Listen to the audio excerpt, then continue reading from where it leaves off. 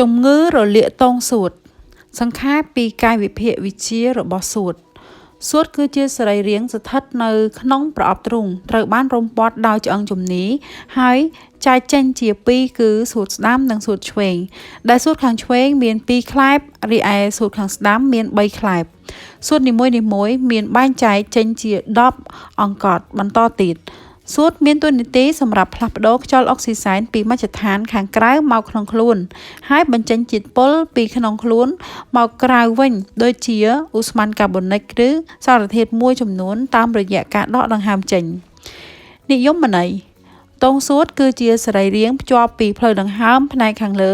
ចូលទៅក្នុងសាច់សួតដើម្បីដោះដូរខ្យល់ហើយមាននាទីដឹកនាំឧស្ម័នចេញចូលសួត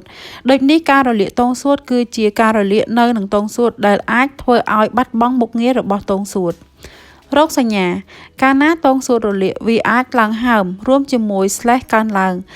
ដែលនឹងធ្វើឲ្យបំពង់ខ្យល់ឆ្លងកាត់កាន់តែរួមតូចជាងធម្មតាបណ្ដាលឲ្យពិបាកក្នុងការដកដង្ហើមរហូតថប់ដង្ហើមក្នុងករណីខ្លះ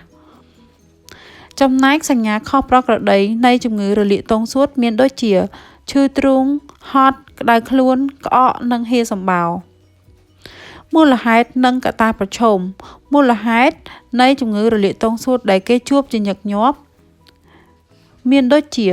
បរិយាកាសដោយសារមានបម្រែបម្រួលអាកាសធាតុឬអាឡែស៊ីជាមួយនឹងសារធាតុក្នុងបរិយាកាសពពួកវីរុសពពួកបាក់តេរីកត្តាដែលធ្វើឲ្យប្រឈមនឹងជំងឺរលាកទងសួតមានដូចជាកត្តាអាយុក្មេងនិងមនុស្សចាស់កត្តាជំងឺផ្សេង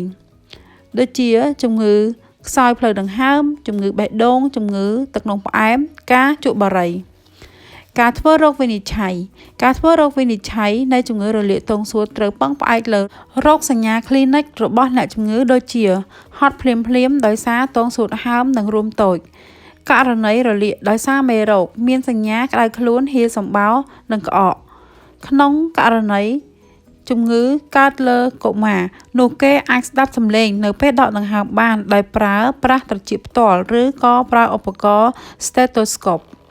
ចំពោះអ្នកដែលមានបញ្ហាហឺតអ្នកជក់បារីហើយក្រិនទងសួតត្រូវពិនិត្យមុខងាររបស់សួតដោយម៉ាស៊ីន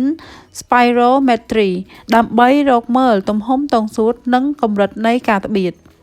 ករណីសង្ស័យថាបង្កដោយមេរោគតេស្ត bronchoscopy ត្រូវបានធ្វើតាមរយៈការសោកទយោចូលទៅក្នុងទងសួតដើម្បីមើលសភាពជញ្ជាំងរបស់ទងសួតនិងយកសំណាក់ក្នុងនោះមកធ្វើការពិនិត្យ